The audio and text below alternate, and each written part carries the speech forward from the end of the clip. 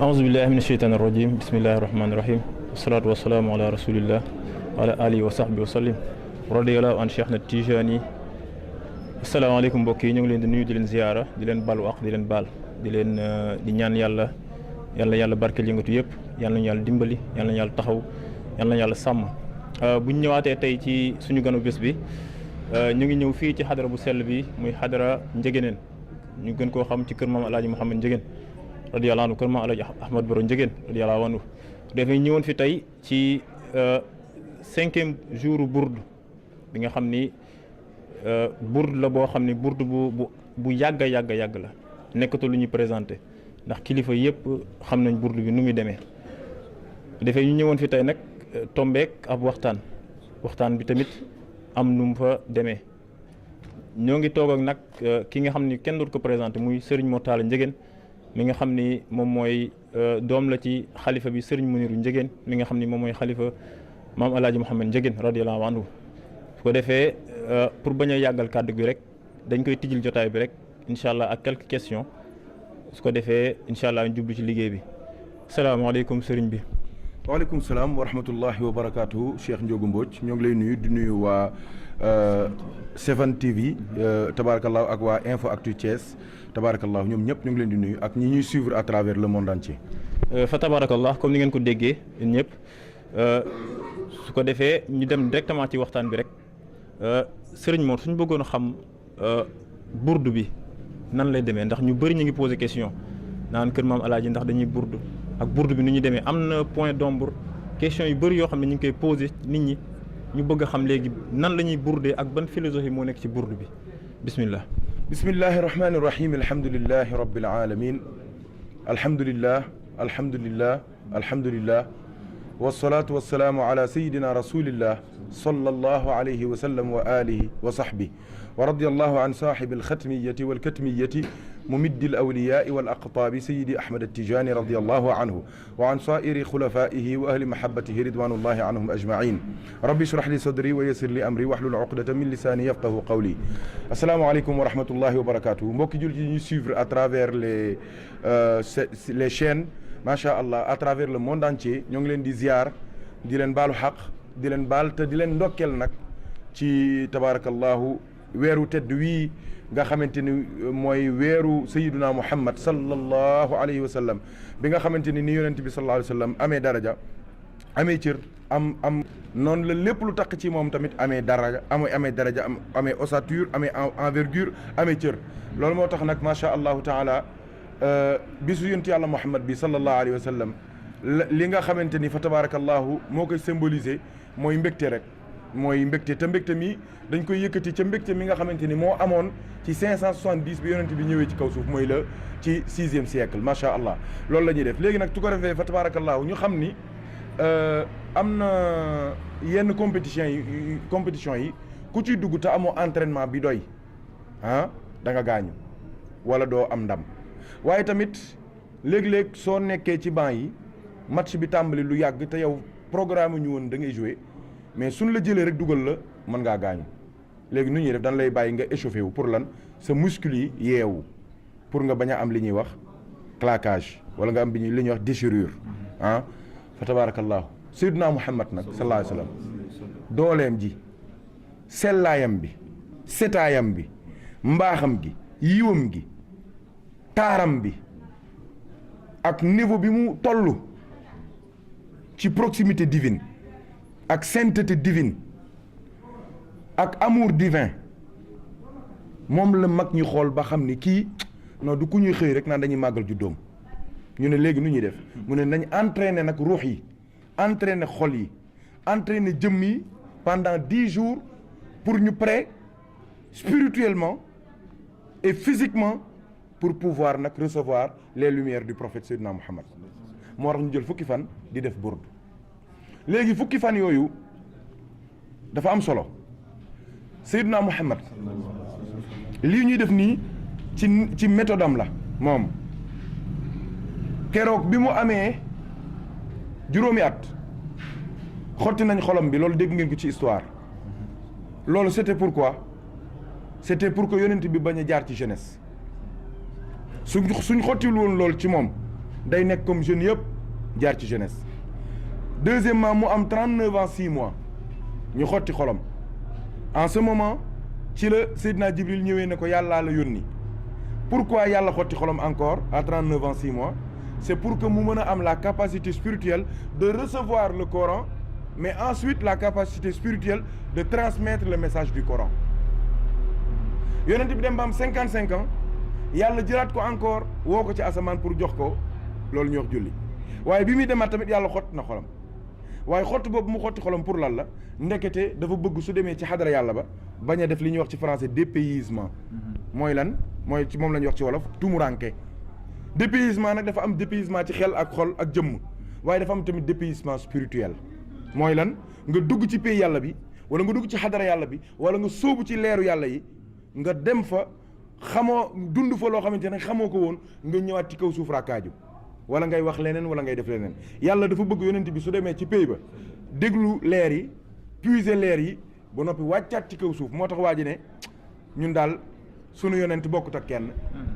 mooy ki nga xamante ni dafa xëy dafa ci guddi dafa dem ba juróom-ñaari asamaan xotti ko ba jéggi ko ba dem ci bureau yàlla toog fa xëy suba di dawal mbaam bi mu lam fa gis tamit te war koo nettali mu nettali ko lam fa gis te waru koo nettali mu bañ koo nettali lam fa gis mu war koo nettali ñenn mu nettali ko ñenn donc cette force spirituelle là c'est pas donné à n'importe qui loolu la mag ñi jël comme philosophie foofu lañ ko royee ngir préparer nit ñi pendant 10 jours pour pouvoir maintenant recevoir le 12e jour qui est le jour qui commémore la naissance du plus noble des êtres qui est le prophète Seydina Muhammad sallallahu alayhi wa sallam. Léegi nag la question ñoo ngi ciy soog a yegg si gàmmu kenn wala mawlid kenn dootu waaw loolu tamit précision la ñu bëri da ngay gis ci internet ñuy bind mawlud du mawlud mooy yonent bi mawlid la mawlid mooy gàmmu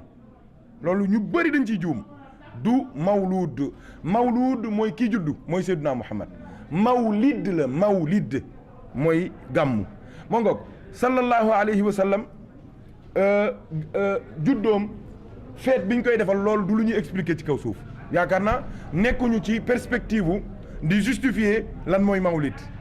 nekkuñ ci te duñ suñu neexoon léegi ñu dugg ci temu pourquoi mawlid ndax am na cëslaay ci alquran ndax am na cëslaay ci sunna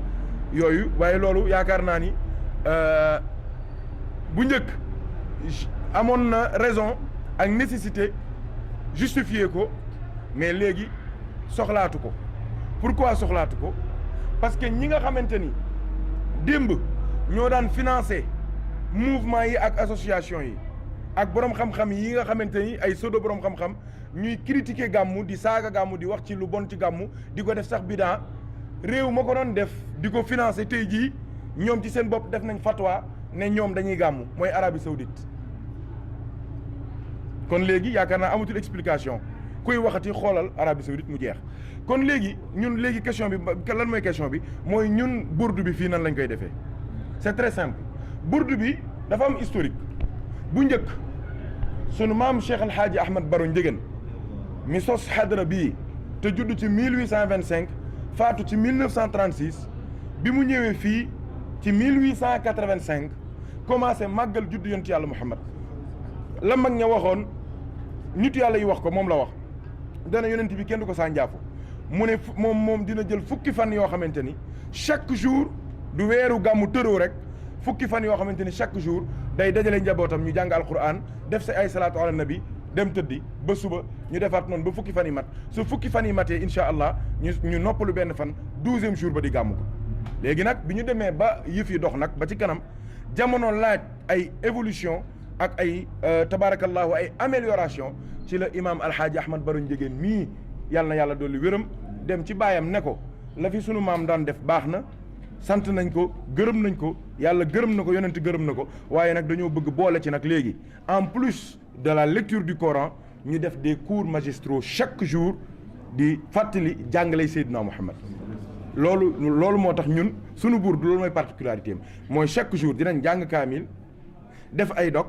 waaye suñu paree nag dañuy jël benn problème ci problème mu actualité monde bi daal di ne su yonent bi nekkoon fii tey jii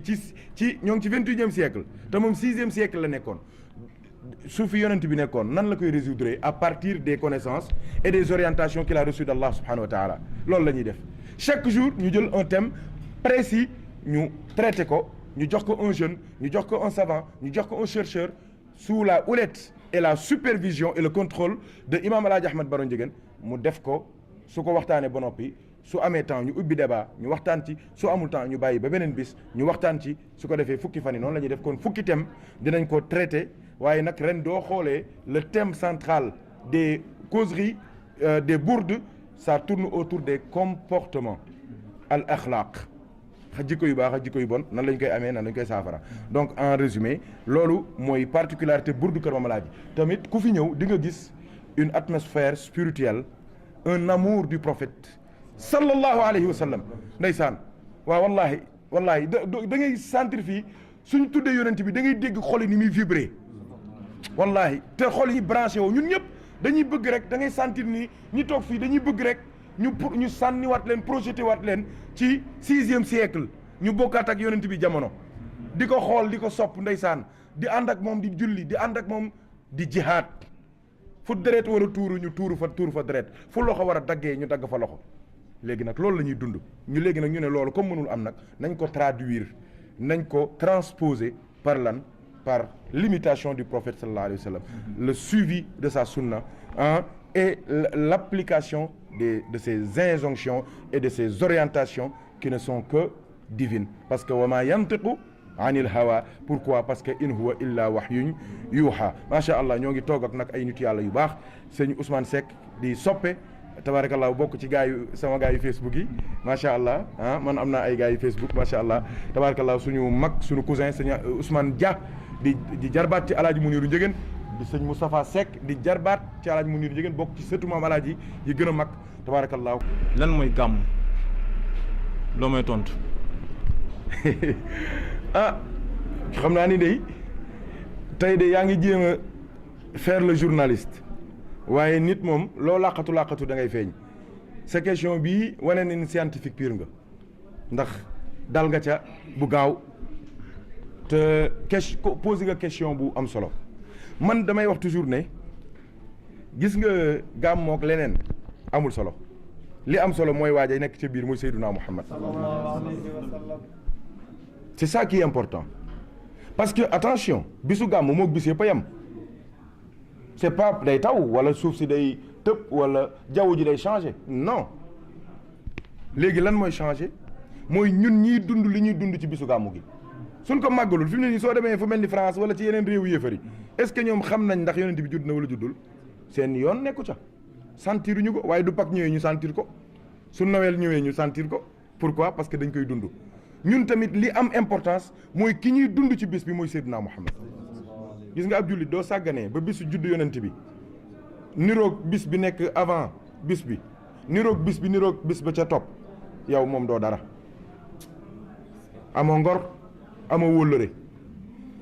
dinaa ñëw ci sa réponse mais Ndiogou xoolal ñi daan wax fii ci réew mi sax waxuma la ci àdduna bi de ci réew mi fii di critiquer gàmmu mais chaque année ñu def seen kii di congrès lañ koy wax chaque année ñu def seen congrès luy congrès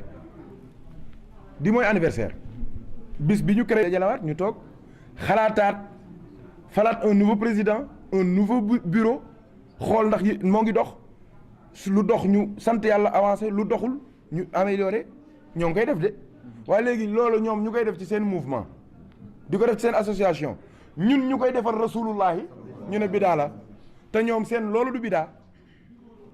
xam nga lii c'est rabaisser le prophète te mu kenn mënta rabaisser le prophète pourquoi parce que yàlla moo ko wax ne ko wa rafa'na laka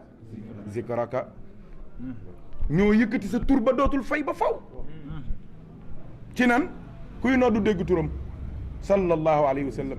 kuy liqaam dégg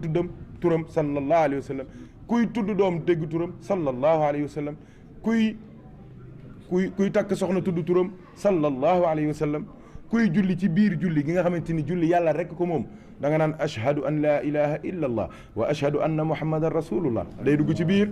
assalaamu alayka ayyuha nabiyu wa rahmatullahi wa barakaatu da nga koy wax da ngay tudd turam ci biir julli gi kon yàlla yëkkati na turam ba faw kon mawlid bi en réalité du yokk yonent bi waaye ñun lay yokk léegi nag mawlid ni ko nitu yàlla bu nekk waliyu bu nekk boroom xam-xam bu nekk am nga noo déggee sa gàmmu kon léegi man soo ma laajee loolu mën naa laa wax ne la dama lay répondre une réponse standard boo xamante ni ñëpp ko bokk mooy lan mooy gàmmu mooy mawlidu nabi mooy bis bi rasulullahi gane si àdduna moom la ñuy màggal wasalaam ragal naa lii rek ab jullit waru tey teg benn baat léegi nag suñu neexee ñu indi antithèse bi sëñ bi loolu dinaa ci ñëw léegi incha allahu taala léegi wax naa la une réponse standard ñëpp bokk ko àdduna bi yëpp bokk jullit yëpp bokk ñu dul jullit sax bokk ko léegi nag su ma neexee ma wàccee réponse bi daal ne la léegi su ma neexee ma wax la waa Njëgëneen waa maam alaaji Ahmad Baro maam alaaji Mouhamad Njëgën ñoom nan lañ déggee gàmmu luy gàmmu ci ñoom su ma neexee ma wax la loolu maam alaaji Mouhamad Njëgën lañ laaj luy gàmmu parce que yonent bi mooy or du wàcc mukk day yéeg rek du changer mukk tamit du furi mu ne occasion en or mooy munasaba dahabiya une occasion en or boo xamante ni mu ne jullit bi da ciy renouveler son pacte d'allégeance à l'endroit du prophète Seydina Mohammed jullit bi day yeesal ngëmam ak nangoom ci yonent yàlla Mohammed premièrement deuxièmement mu wéet ak yonent bi donc gàmmu gi fi yëpp day fees waaye maam alaaji nee na en réalité taalibi bu nekk bu ñëw ci gàmmu gi yow da nga am une intimité et une entrevue une rencontre privilégiée en privé avec le prophète malgré les chants jël jikko yonent bi teg nii di xool jël say jikko teg nii di xool nee na lépp lu ànd ak jikko yonent bi ci say jikko nga sant yàlla gën a góorgóorlu dégg nga lépp loo xamante ni àndul ak jikko yu Seydina Muhammad ci say jikko nga daal di koy dindi soppi ko changé ko daal di jël ay jikko yonent bi tappoo ko làmboo ko sol ko muy sa yére maam Alaaji nee na loolu mooy gàmm li ci des yëpp nag nee na tabaarakallaahu rafetoog mbokk la nee na beneen rôlu gàmm bi mooy lan maam Alaaji nee na taalibe bu nekk sa sëriñ daf laa war a jàngal déglu baax li may wax daf laa war a jàngal daf laa war a yar daf laa war a waar daf laa war a orienté daf laa war a digal daf laa war a tere maam Alaaji nee na gàmmu bu njëkk mbooloo mi bariwul woon suñu xëyee 8 heures balaa minuit sëriñ bi taalibe bu nekk mën na toog ak moom wéet ak moom waxtaan ak moom laaj ko ay problème am dimbali ko ci yàlla orienté ko waar ko mu ngokk teg ko fi mu ko war a teg waaye léegi mbooloo mi dañuy bëri ay junni ñooy gàmmu si ay junni mënul fekk ñëpp seen i kër mu ne léegi gàmmu gi lay def occasion pour lan mën a wax ak ay taalibeem su ko defee devoir bi nekk ci moom ci orienté ak njàngale ak wax ak defar ak ndigale ak tere ci ay taalibeem gàmmu gi nekkal un plateau d'or ci moom mu profité ci barke Seydina Mohamed jox leen ay message orienté leen dimbali leen ba ñoom kenn ku fa jóge mën a am ay leer ak ay provisions spirituelles yu ñu mën a dundee ba keroog gàmmu gi di dikkaat ñu mën a dundaat kon ñun fii ci Njëgëneen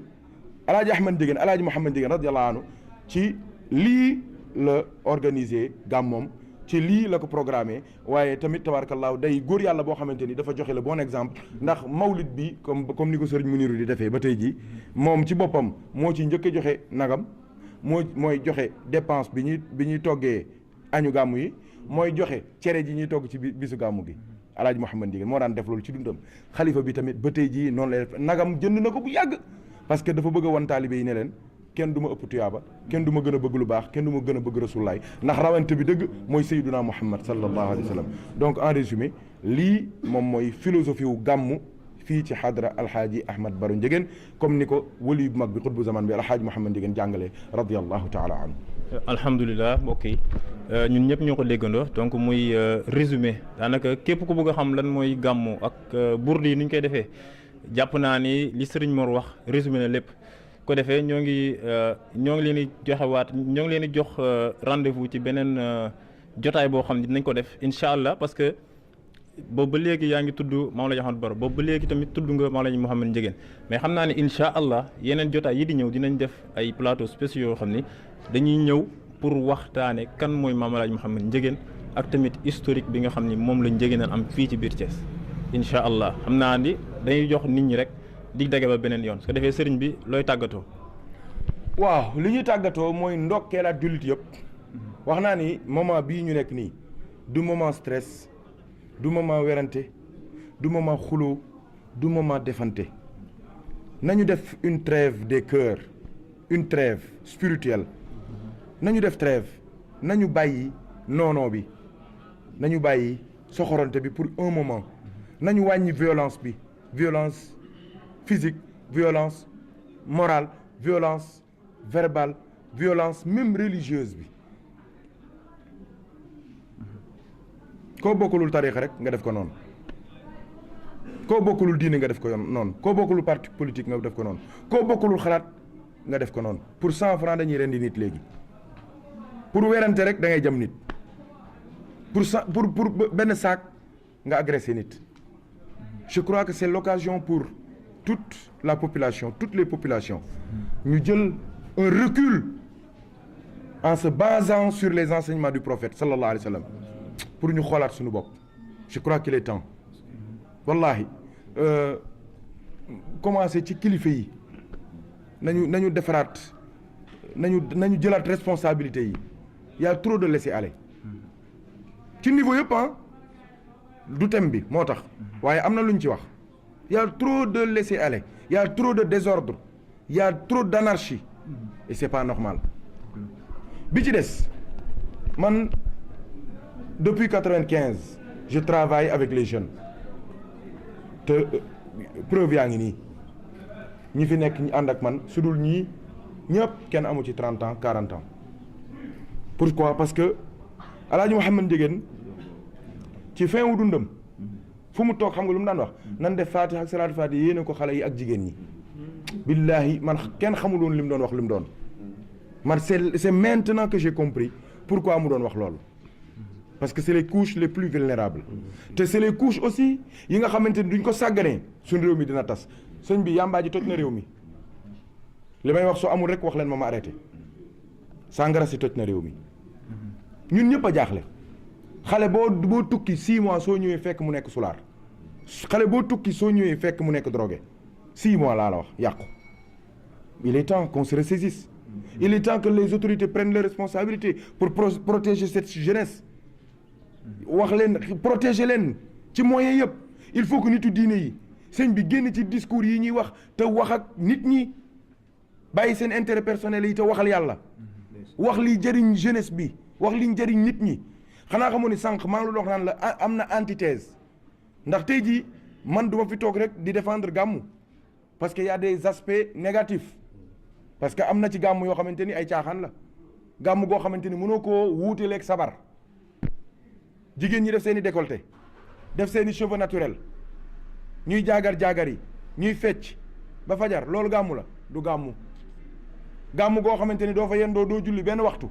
du gàmmu gàmmu goo xamante ni doo fanaan yi doo julli fajar du gàmmu gàmmu goo xamante ni waxuma la tuyaaba mais ay bàkkaar nga fay jëlee du gàmmu gàmmu mooy lan li ko Alaaji Mouhamed Ndiéguène jàngale ñun de noonu lañ ko jàngalee te noonu lañ ko fas yéene def kenn du ñu dugalal dara ci sunu gàmmu gi du pour àdduna du pour buzz du pour alal du pour dara on préfère mourir dans la dignité que de vivre ci beneen situation donc man li may wax toujours ci sama man ñi ma séddoo ñoom laay waxal mooy les jeunes te wallahi woowuma leen ci tarixa tijaan parce que ku ci yàlla boole dina di nga ci bokk woowuma la ci sama xadra maam ndax ku ci yàlla boole di nga ci bokk man li ma leen di woo xam nga lan la mooy ñu réfléchir nañu conscient nañu ubbi seeni bët te déglu te kii wax ak yow muy ab sëriñ wala ab ustaas wala ab politicien xool ko avec les yeux de ta tête et écoute-le xool ko moom suivre l'itinéraire am bu dee dalay jëriñ war nga ko xam bu dee dalay jëriñoo war nga ko xam bu dee dalay nax war nga ko xam nit day bëy day weesu mbote mais yow ab sëriñ boo xamante ni dalay gëmloo ni moom réew mi te mënta am benn député mais sëñ bi nañ yeewu. te am na ñoo xamante ni loolu la ñuy gëmloo seen i taalibe ñoo moom fii ñoo moom lépp luñ fi am luñ fi bëgg moo fi am te yow mënoo am benn député waxuma la ñaar waxuma la ñett mënoo xam nga kon amoo groupe parlementaire yow ko nekk go président assemblée kon nekk go président réew mi sëriñ boo xamante ni da lay wan ne la man lu ma ñaan mu nangu lu ma bëgg mu yàlla def ko te yow ab procureur wala ab commandant gendarmerie war laa mën laa fekk sa biir kër fekk la say biiri taalibe taxañ la def la ci oto jibu gendarmerie wala jibu police def la ci dem tëj la ci bërëb te mënoo génn yow nga gëm ni kii loolu du noonu loolu du sëriñ yàlla lañ koy toppee fu yàlla jeex nag dara amatu fa ndax yàlla dina jeex déedéet comme yàlla du jeex moom mooy jeex moom nag su jeexee wàcc ko fa dem wuti yàlla ni day am fulla xam nga dama ne fulla gi ñu am ci suñuy portable yi gars yi xam na ñëpp de S xam bu ci mujj nu mu tuddati S ban bu moodi bu cher bi Phantom S8 Phantom lan jàppale leen ñu yéen si kii ah Phantom 8 plus xam nga ne kooku bokkul ak Motorola bii jar 1000 francs sëñ bi nit da ngay yeewu ku ciy jënd oto nooy def njóogu da ngay seet sa xaritu mécanicien mu xiiral ko def ci ay affaire ne la sa waay oto bii kat jëndal wala mun laa sa waay oto bii mën nga ko dawal mais 1 an du ko dépassé wala mun la oto bii am na lu ci waaj am na lu mu la ci nëbb loolu fulla la xoolal gars yi yëpp ku ciy takk soxna soo amoon wànnenti tamit di nga ko faj ba mu wér pour am bët yu baax ba xool ki ngay takk nga takk ko léeg-léeg sax ma ne gay taalibe yi ñu gëm man leen demal takk diw ko ne ah sëñ bi nag wax dëgg yàlla tabarkàlla pourquoi parce que tu regardes waaye léegi fulla googu nga am ci tànn soxna am ko ci sa tànnu oto am ko ci sa tànnu téléphone am ko ci sa vie personnelle am ko ci sa liggéey soo ko amoon ci sa diine am ko ci sa pas-pas sa lépp baax je vous appelle à la responsabilité je vous appelle à la conscience je vous appelle au sérieux hein surtout et à la sincérité nit day sincère ak boppam Alaaji Mouhamed Ndiéguène mi tëdd fi xam nga lu mu daan wax àdduna nit lépp mën nañ ko lijjanti waaye ku wéet ak sa bàmmeel man de musumaa gis sëriñ buñ suul ak taalibeem man de musumaa gis taalibe buñ suul ak sëriñam gisaguma ko xoolal ñaata taalibe ñoo tëdd fii ci 100 mètres gii ñaata taalibe ñoo tëdd fii fan la ci Thiès nu mu tudd 10e wallaahi seeni sëriñ sax yëgu ni ñoo ngi fii ñaata taalibe ñoo amuñu lu lekk seen sëriñ yëguñu ko waxuma la sax léegi loo xoolal seen sëriñ sax léegi dañ leen di denc te xolo xale bu ndaw mooy procureur doo am 30 ans moo lay dëj ci bërëb te doo yëngatu sëñ bi am na yoo xamante nii waa yëfi waa xam nga tamit nag nit ku bëgg ku ko nax tamit mais dañ koy nax mais il faut se réveiller il est temps de se réveiller bàyyi caaxaan yi jaamu yàlla te adduna bi tukki na de kenn ñemew ko wax de waaye man wax naa leen ko de on est à la fin du monde dégg ngeen rend yi dégg ngeen ray yi yooyu yëpp yonent waxoon na ko nee na meurtre yi day mel ni monnaie courante li yonent bi waxoon yëpp ci fin du monde dikk na ñëpp jublu ci yàlla jaamu yàlla dëddu caaxaan yi bàyyi tox mi bàyyi naan mi bàyyi fo mi bàyyi jigéen yi bàyyi soirée yi bàyyi po mi seen bopp la ñuy defar ak seen i njaboot ñoom ñëpp jekk nañu tedd nañu doo déggee ñooñ di fa nee nañu am nañ loo xamante ni seen i sët sax duñ soxla xaalis man leen jël leen waaye wàccaloon leen fi loo xamante ni seen i sët sax dañuy texe dem aljana moo gënoon nee ma nii loolu day dara yow léegi doo amoon ruine léegi wala nga dajeek nguur góolu jubluwul suñ la fayoo koo impôt dootoo am ñaar dërëm waaye sëñ bi ñun xam nañ luy xaalis xam nañ luy milliard xaalis la ñuy manipuler du dara mën ngaa riche tey jii ba ñëpp ba nga yaakaar ni dootoo ñàkk dara suba nga pauvre ba dana lay yàlla sarax mais li ngay wax sax daa am benn exemple bu koy firnde Michael Schumacher mi nga xam ne ñëpp ko xam ci rallye ci rallye waaw léegi dem na ba fortune xam na sa nu mu toll mais léegi dem na ba jabar ji da koy defal ket pour ñu mën koo fay hôpital bi lal bi hôpital bi nga xam ci la tëdd ndax tellement machine nañ ko branché cher na cher goo xam ni lépp la mu jëndoon muy orne muy or muy luxe lépp la jaay na yëpp ba finalement yoratul dara waaw finalement ñi nga xalaat sax ni ndax duñ ko débranché pour mu noppal famille am noppal waaw mais xanaa yéen footballeurs yi xam ngeen ki ñëw Paul Gascogne Paul Gascogne SDF la fi mu ne nii dañuy ci fi xaji di lekkee lay lekkee te lum laalul amul ci weccet ñii xam mag ñi xam ak ñoom daa bàyyi ñi xam nañ li may wax ñoom sëñ Ousmane Diagne yi c'est des anciens footballeurs donc yooyu taxawul nit ki li am solo mooy nga waajal sa bàmmeel waajal ëllëg soo waree dajeeg yàlla te loolu c'est simple jarul ngay rey sa bopp di dugg ci di wér dëgg di foot déedéet y a un minimum y a les recommandations d'Allah julli woor génn ñëpp jàmm génn sa azaka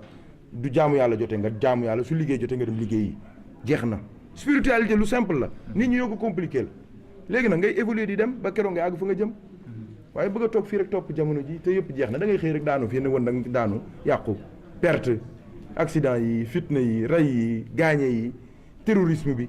chacun peut mourir à chaque instant léegi nag moo tax fexeel bu mu fekk la ci lu yàlla gërëm yàlla nañu yàlla suturaal suñ ko toppee fii la ñuy fanaan jaahi nabi wa alihi sallallahu alayhi wa sallam di gërëmaat bu baax waa Thiès 7 TV tabaarakallahu di gërëm tamit waa Info Actu ndax vraiment man de du ma xëy mukk te xooluma site internet yu Thiès yëpp parce que maamalaaj dañ daan wax ne fii ñi fi ñëw ñëpp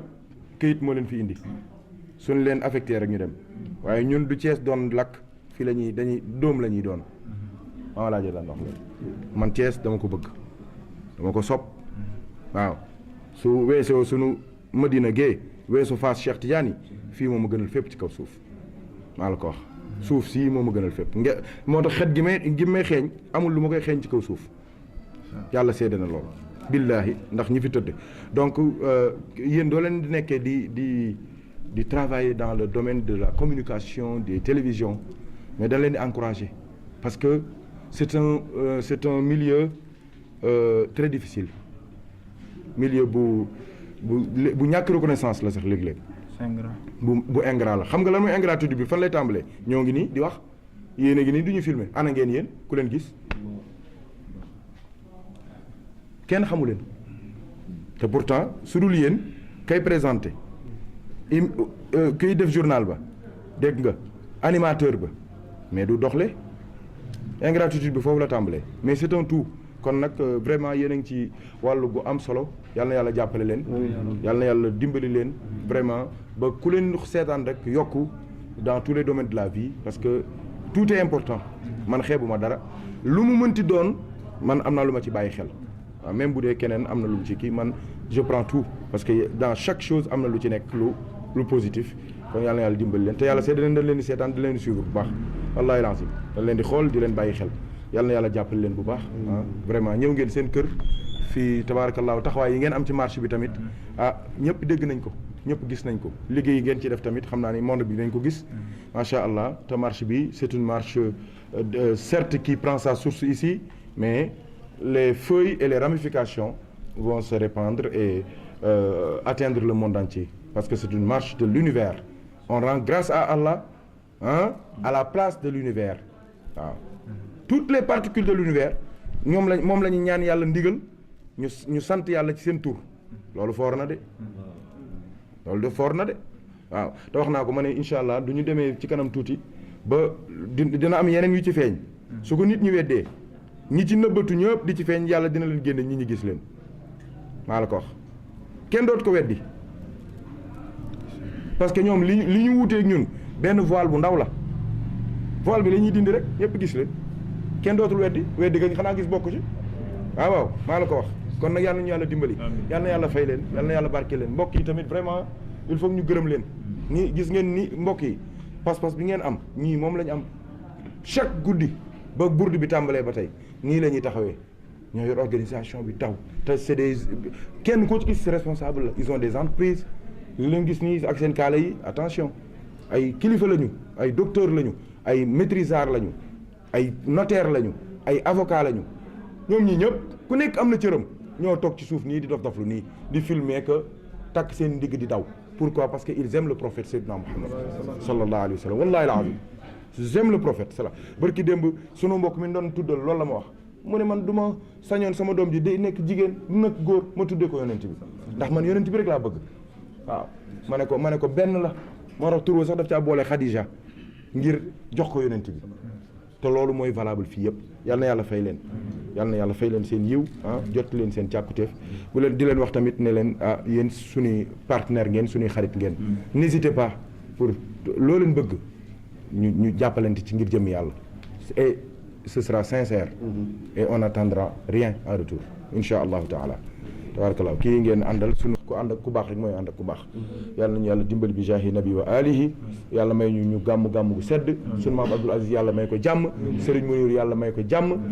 imam As yàlla delloo ko mu ñëwaat fii ci jotaay bi rakki sëñ Mounir yëpp yàlla may leen jàmm suñu papa sëñ Ahmed Cissé suñu papa sëñ Abdou Salam suñu papa sëñ Sidi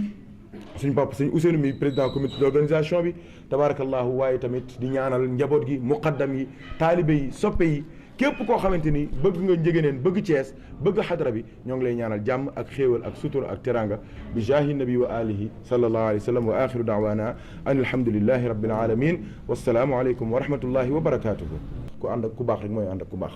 yàlla nañu yàlla dimbali bi jaahi nabi wa alihi yàlla may ñu gàmm gu sedd sunu maam Abdoul Aziz yàlla may ko jàmm Serigne Mounir yàlla may ko jàmm imam As yàlla delloo ko mu ñëwaat fii ci jotaay bi rakki sëñ Mounir yëpp yàlla may leen jàmm suñu papa sëñ Ahmed Cissé suñu papa sëñ Abdou Salam suñu papa sëñ Sidi suñu papa sëñ Ousseynou mi président comité d'organisation bi tabarakallahu waaye tamit di ñaanal njaboot gi muqaddam yi taalibe yi soppe yi képp koo xamante ni bëgg nga Njëgëneen bëgg Cees bëgg xadra bi ñoo ngi lay ñaanal jàmm ak xéewal ak sutura ak teranga bi jaahi nabi wa alihi sallallahu alayhi wa sallam wa axiru daawana an alhamdulillahi rabbil alamin wassalaamu aleykum wa rahmatullahi wa barakatuhu ñoo ngi woon fii tey ci kër Maam Alaaji di waxtaan ak ki ñu naan Serigne Mor Talla Ndiéguène mi nga xam ne moom mooy guide spirituel mouvement bi nga xam ne mooy Safinatul Fuqara ilallah nga xam ne ñoom ñoo doon def marche sant yàlla bi ñu doon def chaque année ren nag mu nekkoon 7e édition bi donc ñu koy ñaanal bu baax di sant yàlla bu baax ci jotaay bi ñu accordeel di xam ne incha allah li duuf ci nag bi yëpp xajul ci cin li waaye génn na fi ay brèches yoo xam ni incha allah dinañ ci exploiter ba ñu mën a ñëwaat fii pour mu leeral yu bare ci internet yi nga xam ne ñu ngi ñuy seetaan partout dans le monde su ko defee ñoo ngi leen di jox dig daje ci seen benn numéro kilifa kër gi salaamaaleykum wa rahmatullah